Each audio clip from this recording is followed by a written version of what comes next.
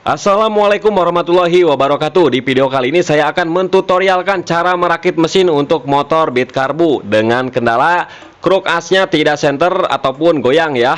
Nah, di sini untuk konsumennya bawa kruk as sendiri udah satu set sama bearing-bearingnya. Jadi saya langsung tinggal pasang saja. Oke, pertama-tama kita kasih pelumasan di bagian crankcase-nya menggunakan oli. Kemudian di bagian bearingnya pun kita kasih pelumasan, di bagian big end-nya sama kita kasih pelumasan. Dan untuk bandrol harga krek as satu set seperti ini dibanderol dengan harga 600 sampai dengan 700.000 tergantung daerahnya masing-masing. Ini udah satu set sama bearing-bearingnya ya.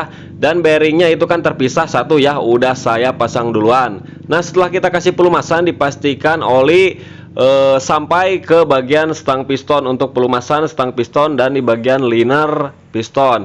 Kemudian kita pasang rantai ketengnya seperti ini supaya lebih mudah prosesnya. Nah, kita masukkan saja. Kemudian tinggal kita masukkan bagian krek asnya.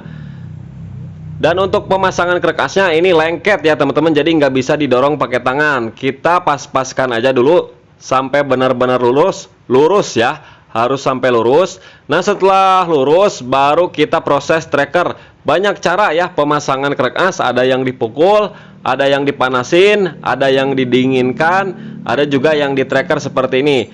Nah, di sini di video kali ini saya akan proses tracker. Teman-teman tinggal pilih saja caranya mana yang baik dan yang betul buat teman-teman semuanya. Nah, di sini saya menggunakan tracker sedot ya, tracker khusus untuk pasang krek as, mau motor 2 tak ataupun 4 tak. Nah, setelah lurus seperti ini, stang pistonnya kita pegang ke atas supaya tidak nyelap. Nah, kemudian tinggal kita tracker saja seperti ini ya, tracker sambil kita perhatikan sedikit demi sedikit bagian bearing ataupun kruk as sudah bisa tersedot ataupun tertarik ke bagian dalam. Nah, jangan sampai terlalu mentok. Kalau misalkan udah mentok kemudian dikencangkan terus, crankcase bisa jebol. Jadi harus menggunakan perasaan juga. Nah, setelah mentok kita bisa lihat dari bagian dalam sini udah pas di bagian dudukannya, tinggal kita kendorkan saja. Kita lepaskan lagi trackernya. Kemudian tinggal kita coba putarkan saja. Nah, seperti ini.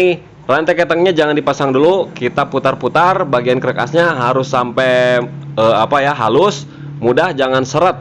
Nah, ini ditandakan krek as sudah lurus dan tidak goyang. Kalau misalkan ada goyang berarti proses pendekeran tidak lurus, bearing masih miring. Sedangkan di video ini sudah lurus dan tepat ya. Kita pasang rantai ketengnya mudah sekali, tinggal kita kaitkan saja. Kita putar menggunakan rantai keteng seperti ini. Nah, dan dipastikan tidak ada masalah apapun. Nah, dan ini pun sudah normal, sudah bagus, tidak oleng dan sangat halus sekali. Kemudian tinggal kita pasang pin dowel ya, ada boss center 2 biji, kemudian kasih lem. Saya menggunakan lem tribon. Lem tribon itu banyak macamnya, tinggal pilih saja. Mau untuk mesin bolehlah, mau pakai yang cair ataupun yang tipe sealer boleh. Kemudian seal di bagian magnet udah saya ganti menggunakan yang baru karena yang sebelumnya udah ada rembesan bocor. Ganti pakai yang original, tinggal kita masukkan saja.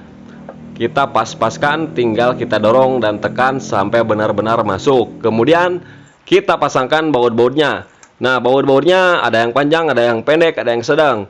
Dipastikan kurang lebih 1 jari lah ya, 1 jari. Kalau misalkan kepanjangan berarti itu bautnya terlalu panjang. Nah, contohnya seperti ini, kalau terlalu panjang kita pindahkan ke yang pas. Nah, baut-bautnya kurang lebih ada berapa ya, saya tidak menghitungnya. Kemudian tinggal kita sediakan kunci 10T, kita kencangkan secara merata dan menyilang, jangan dikencangkan satu-satu. Kita putar secara silang, kita masukkan dulu semuanya sampai rata. Setelah rata semua, tinggal kita proses pengencangan ya secara maksimal dan berhati-hati dan penuh perasaan. Kalau misalkan menggunakan kunci torsi di angka 14 sampai 15 Nm. Nah, di sini saya menggunakan manual saja karena manual juga bisa. Jadi kita tidak perlu patokan kunci torsi untuk pemasangan bagian crankcase. Nah, oke, setelah kita kencangkan semuanya, tinggal kita pasang bagian pompa oli ya. Gigi pompa olinya kita kasih pelumasan dulu di bagian pompa oli. Kemudian pasangkan pen dan gigi pompa oli plastiknya. Nah, jadi jangan sampai terbalik, kita paskan di bagian pennya karena itu semacam ada knocknya ya, jadi nggak bisa sembarangan masuk. Kita paskan dengan dudukan di bagian pompa olinya sampai benar-benar pas. Setelah pas tinggal kita pasang tutupnya.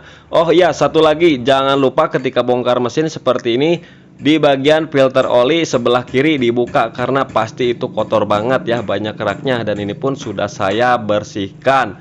Pokoknya semua dalaman mesin sudah saya bersihkan, sudah bersih karena yang pertama kali dibongkar itu hitam banget. Teman-teman bisa lihat sendiri di video sebelumnya.